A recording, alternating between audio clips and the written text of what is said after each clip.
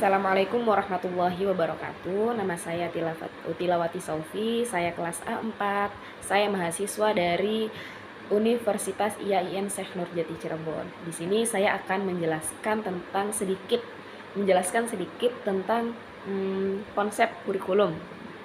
Kurikulum adalah seperangkat rencana atau pengaturan mengenai tujuan, isi dan bahan pelajaran serta cara yang digunakan sebagai pedoman penyelenggaraan kegiatan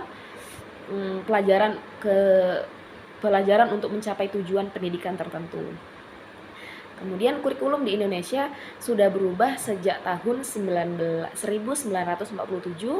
kemudian kurikulum 1994, kemudian kurikulum 2006, kemudian kurikulum 2013, dan sekarang saat ini menjadi kurikulum merdeka.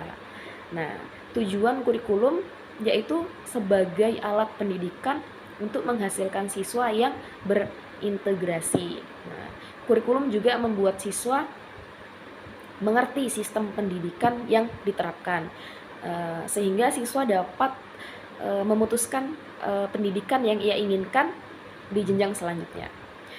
Tujuan kurikulum juga untuk memeratakan pendidikan dalam negara, membimbing serta mendidik siswa agar menjadi pribadi yang cerdas, inovatif, kreatif, berpengetahuan tinggi, bertanggung jawab. Nah, kemudian siap untuk terjun ke dalam masyarakat. Nah, kemudian fungsi kurikulum atau kegunaan atau manfaat kurikulum bagi pihak-pihak yang terlibat dalam pendidikan.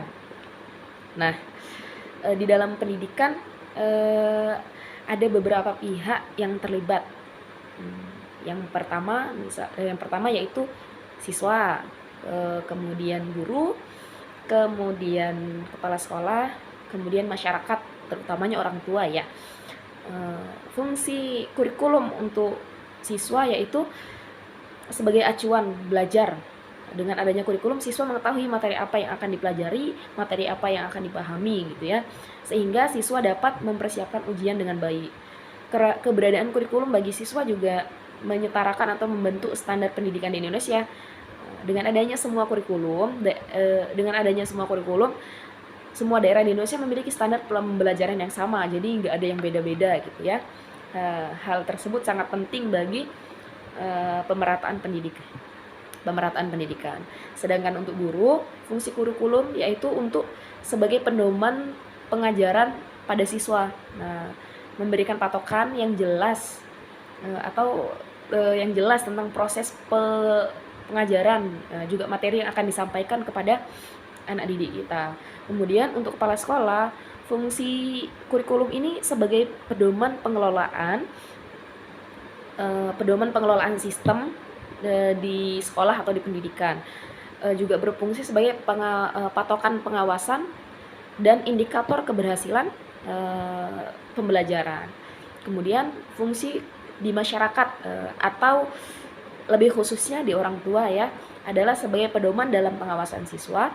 Pemahaman orang tua terhadap kurikulum dapat menentukan pola didik dan tercapainya keberhasilan kurikulum pendidikan sekolah pada seorang anak atau kepada anak didik kita.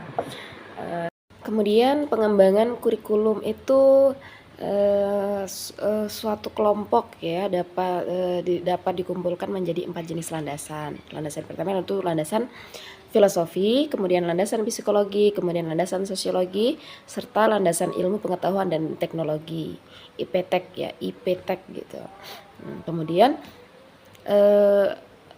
pengembangan kurikulum ini ada 4 langkah untuk 4